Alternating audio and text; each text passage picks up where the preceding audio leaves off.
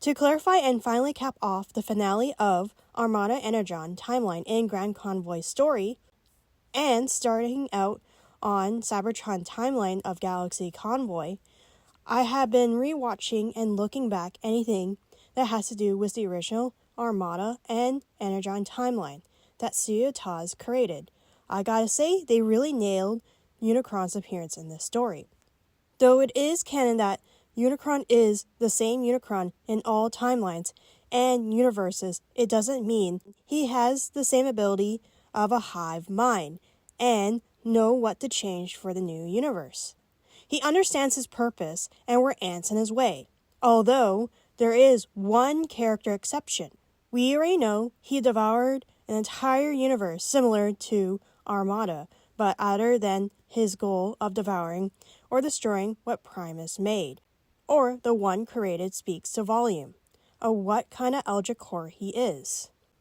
It is also canon that Unicron and Primus were one being, known as Unicron, and also have a sister named Gaia, that is Earth. Literally nothing is known about the one and those before created the Big Bang. We have no idea where the one is now, but I guess it's related why Convoy fears him throughout the show compared to other Optimus Primes and other convoys appeared in Transformers universe. What makes this Unicron and Armada Energon is so downright eerie, and it gives me chills that one similar universe, he won. His appearance hasn't changed since his G1 appearance, and his method of destruction is the same. It could be that he is a god of destruction, and he's just bored and disguised himself as Cybertron's moons. That he created the minicons out of his own cells and increased the brutality and hatred for each faction. There is a theory around that Unicron developed more lose or failed universes and timelines that are led to the belief.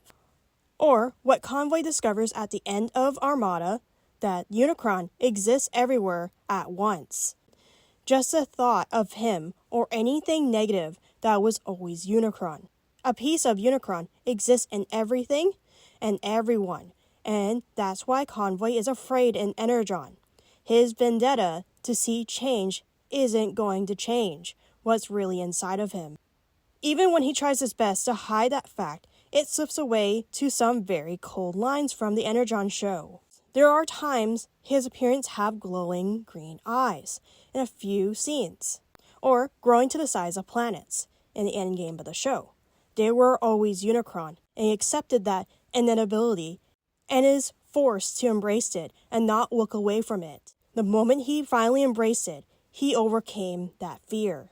You have to think that was his own feelings from the beginning, or was influenced by outside forces control the information he had on Unicron. He used to put his faith, like his name, Optimus Prime. It's literally blind faith. But since he's not seeking out the full truth, he gets punished for being misinformed and sharing that information with his teammates. The narrative in Energon Superlink is loosely based on changetive destiny. One thing that I'm going to be clear of all Unicrons in every timelines and the multiverse, his appearance is inevitable, as there is no way to get around it. Even if Convoy tried, but he knows in his heart Unicron is inevitable. It is when Convoy accepted that point is when he chooses to face the darkest hour rather than inevitably delay it, as I think this is the first Convoy in history of his character face Unicron and survive their first encounter in Armada and Micron Legend. Other versions of him, like G1 and other variants, he never gets to see or a good look at Unicron, because he dies before the darkest hour occurs. That could mean this is the first time ever that he accepted the fate was the reason he held back. He doesn't want to be seen as a monster. Convoy does not want to be in the same fate as Shotglass. As I said earlier, Jetfire is the only character who will take the risk of killing his leader outright if he starts slipping away from his true goals. As Convoy is very committed to change the future, but he doesn't know he could let go. Yet he has to in order to move on.